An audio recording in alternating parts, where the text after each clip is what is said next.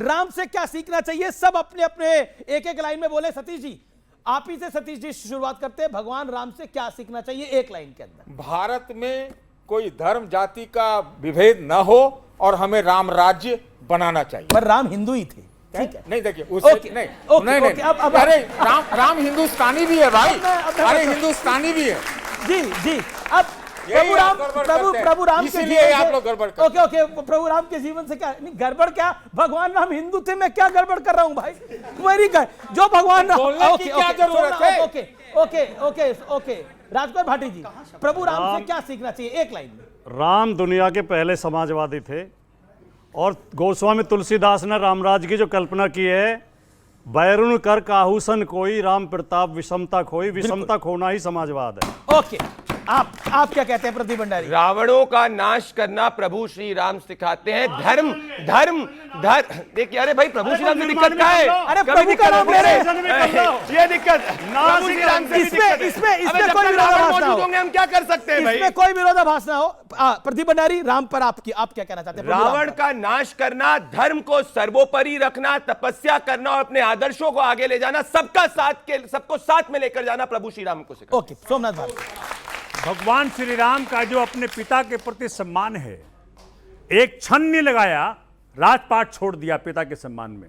हम सब हिंदुओं को सीखना चाहिए, पूरे भारतवर्ष को सीखना चाहिए, जिनको हम मानते हैं भगवान। बहुत अच्छा विचार, दूसरा, बहुत एक अच्छा सेकंड, विचार, दूसरा, बहुत अच्छा विचार। रावण जो उनका दुश्मन था, जो उनकी पत्नी को चुरा के ले गया, उसको क्या मान सम्मान दिया।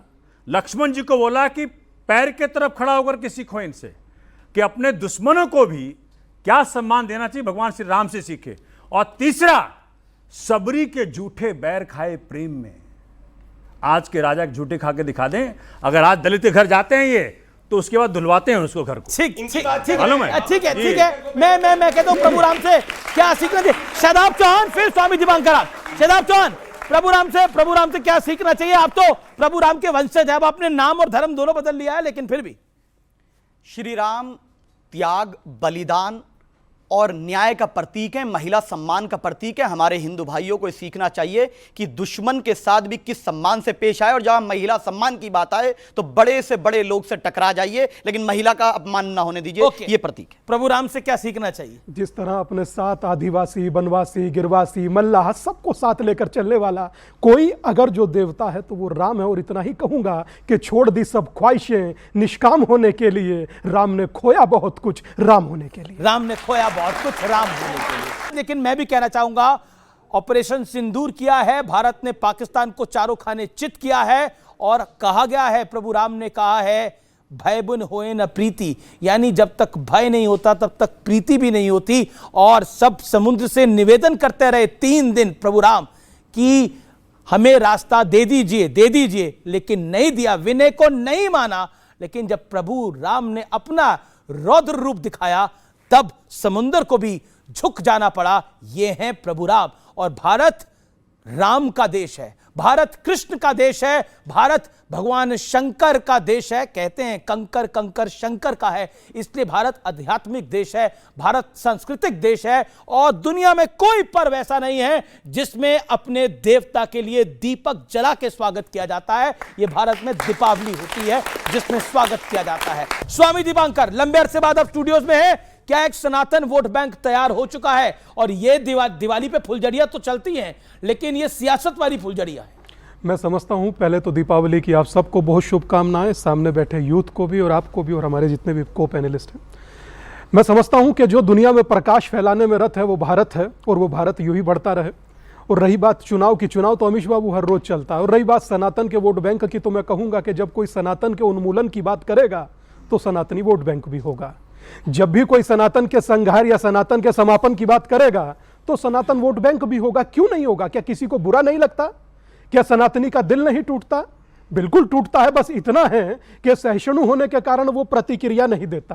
पर हाँ, इतना जरूर है कि सनातनी अब संगठित भी हो रहा है, यूनाइट भी हो रहा है, एक भी हो रहा है। और उसके एक होने का महत्वपूर्ण एक प्रमाण आपको देता हूं कि जब भी आप सोशल मीडिया, ये बच्चे जितना भी यूथ चलाता होगा, एक चीज जरूर देखते होंगे कि नाम के पीछे लोग सनातनी और हिंदू लिखने लगे।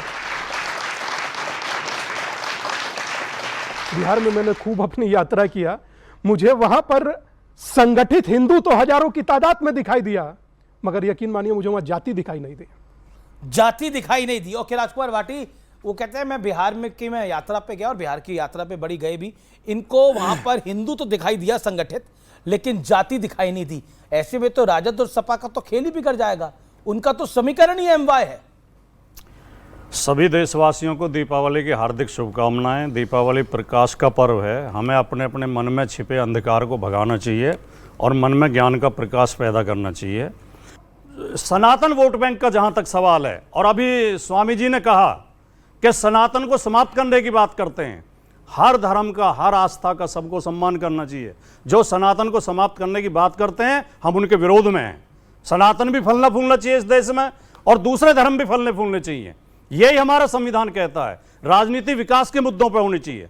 राजनीति शिक्षा, नौकरी, स्वास्थ्य, अस्पताल में दवाई है या नहीं है, जी जी जी, कॉलेजों में टीचर हैं कि नहीं है, ट्रेन समय पे चल रही है कि नहीं चल रही है, बिजली पानी हमें मिल रहा है कि नहीं मिल रहा, इन मुद्दों पर राजनीति होनी चाहिए। लेकिन चिट्ठी आप बुड़के बीजेपी पे लिखते हमेशा हैं। मुद्दे भटकाने की कोशिश करती चिट्ठी है। आप बुड़के पे लिखते हैं और अब्बास अंसारी जब क्योंकि 2022 बीजेपी का मुद्दे- विधानसभा चुनाव होता है, वो कहते हैं एक भी पुलिस अफसर को हटाना मत, सपा की सरकार को आने देना, 6 महीने इन पुलिस वालों से वही निपटेंगे। चुनाव के वक्त ये मुद्दे उठाते हैं और स्टूडियो में बोलते हैं विकास की बात होनी चाहिए, टीचर की बात होनी चाहिए, इम्तिहान की बात होनी चाहिए, लेकिन असल में क्या मुद्दे उठाते हैं ये सबके सामने है। आपकी पार्टी की चिट्ठी बुड़के को लेकर आ रही है और फिर आप कह रहे हैं कि हम तो हिंदू मुसलमान नहीं कर रहे हैं। जवाब इस बात का 30 सेकंड में। देखिए, मैंने कहा कि हम पर्दा के खिलाफ, पर्दा नहीं होना चाहिए, लेकिन जिन समाजों में पर्दा प्रथा है, चाहे वो हिंदू है मुसलमान हो, वो इससे अपना सम्मान जोड़ के देखते हैं। वो औरत को पर्दा, बेपर्दा करना अपमान मानते हैं। और ये केवल मुसलमान की बात नहीं है, हिंदुओं में वोट भी। डालने जाएंगे तो शक्ल दिखानी पड़ेगी ना।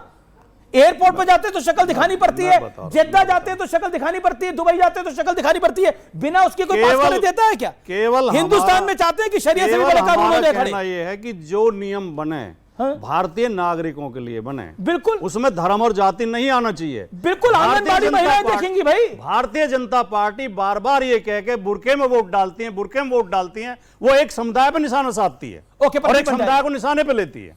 Okay okay okay, Pradeep Bhandari. आपके सभी दर्शकों को दीपावली की शुभकामनाएं और मेरे साथ सब बोलिए जय श्री राम।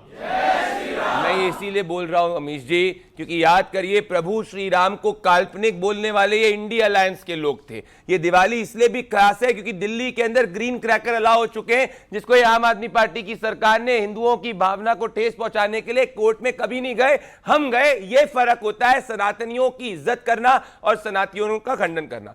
सुप्रीम कोर्ट कहता है कि आप बुरके के साथ में वोट करने नहीं जा सकते, इससे वोटर आइडेंटिफिकेशन में दिक्कत होती है। अगर आपकी धार्मिक भावना इतनी ही आहत होती है तो आप वोट करने मत जाइए, सुप्रीम कोर्ट कह रहा है। तो क्या है, सुप्रीम कोर्ट को भी कम्युनल कहेंगे? भाई वोटर आइडेंटिफिकेशन करने को ये हिंदू मुसलमान से क्यों जोड़ते हैं? हम घुसपैठियों की बात करें, ये मुसलमान से क्यों जोड़ते हैं? जब भी हम किसी भी देश के राष्ट्रीय सुरक्षा से जुड़े मुद्दे की बात करते हैं, इसमें इनको इनका मुस्लिम वोट बैंक इसीलिए दिखता है क्योंकि इनका इतिहास रहा है। ये असली कम्युनल लोग ये हैं। हम तो भाई देश को, बिहार को 14% ग्रोथ रेट पे भी पहुंचाते हैं, देश के अंदर सबसे ज्यादा बड़ी अर्थव्यवस्था भी बनाते हैं और साथ में प्रभु श्री राम का भी मंदिर बनाते हैं, क्योंकि हमारे सनातन भी सर्वोपरि है, ग्रोथ भी सर्वोपरि है। बटेंगे तो कटेंगे, कम्युनल एजेंडा नहीं है। नहीं है क्यों? अगर कोई भी हिंदुस्तानी बटेगा तो उसमें दिक्कत नहीं होगी। ऐतिहासिक रूप से मुगलों ने कैसे हिंदुस्तान पे राज किया था? ये बांटना चाहते हैं, हम जोड़ना चाहते हैं।